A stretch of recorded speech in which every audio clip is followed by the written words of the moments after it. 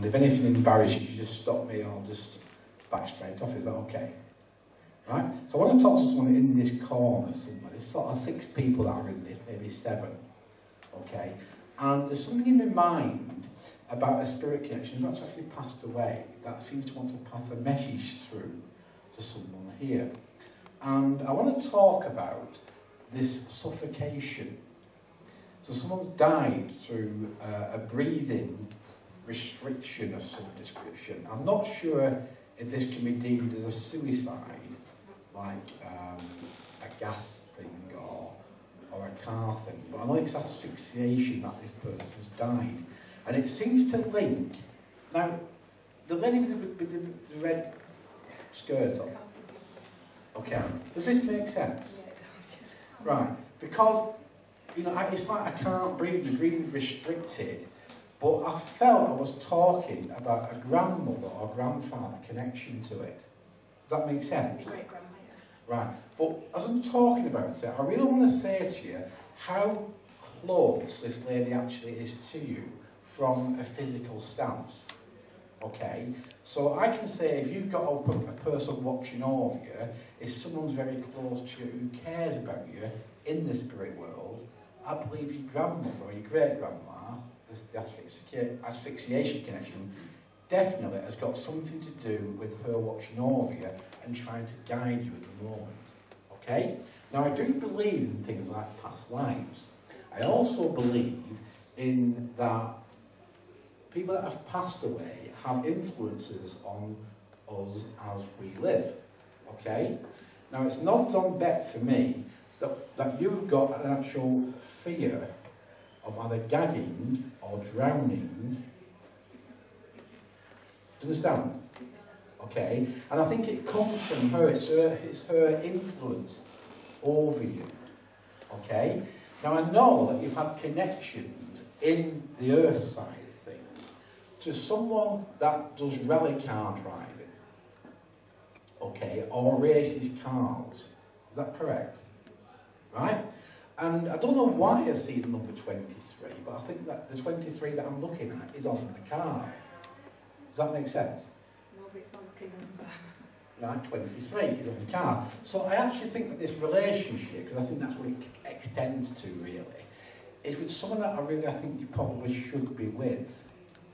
But I don't think this relationship's worked out very well. I think it's been a bit off and on sort of thing. So you've had difficulties in commitments and things like that. Well, I think everyone grows up. We don't all remain the same, do we? We all mature and become better than we've been. Okay? Now the lady just extended her hand to me because she's still very much here. Okay? But I think she wants you to be with that man. And as time goes on, the opportunity for that to happen will come along. But as she extended her hand to me, as she comes closer, I just saw something to do with a ring. Now, I think it would be very unusual for you to have your great-grandmother's ring. But you have, haven't you? Talk to me. I am married, but I can't wear it because I'm allergic to it, so I'm going to take it off. I use it as my wedding ring. Right. So it's your great-grandmother's ring that you use as your wedding ring? Yeah. Because I noticed you talking about a ring that you wear that belonged to her. I think that's quite unusual myself. Okay? Now there's also someone with her, she's a man. There's someone called Ed or Ted. Is that standing in sort of her name? I'm not sure if this is her brother or actually your great-granddad or even her son. Or someone Ed or Ted. Is that name somewhere there? Grandma was called me. No, it's a man, Ed, Ted. And I'm seeing something to do with, like an allotment, like in growing cabbages and cauliflower and things like that.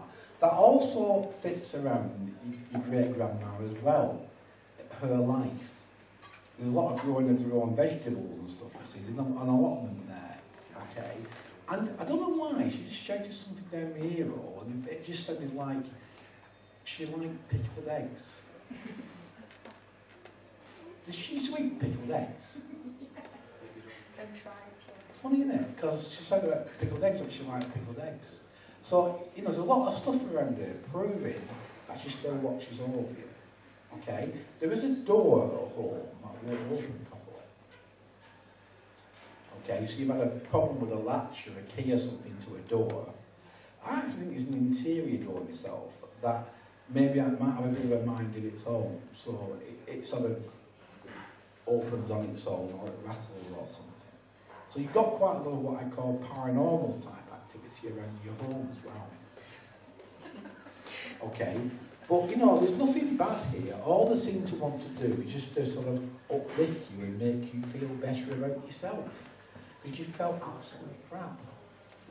So all the relationship side, this car driving connection and all the rest of it is all a big mix-up of your life. You don't really know what you want.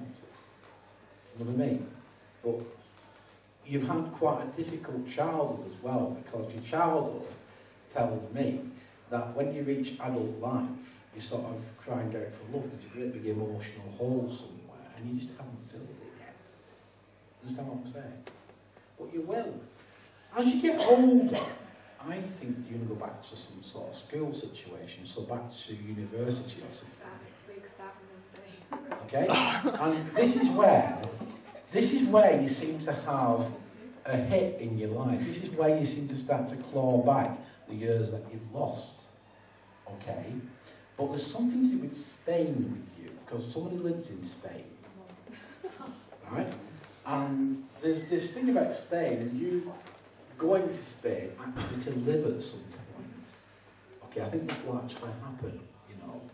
And I don't know why, but there's also a little girl in my mind here as well. I think that might be your little girl I'm picking up.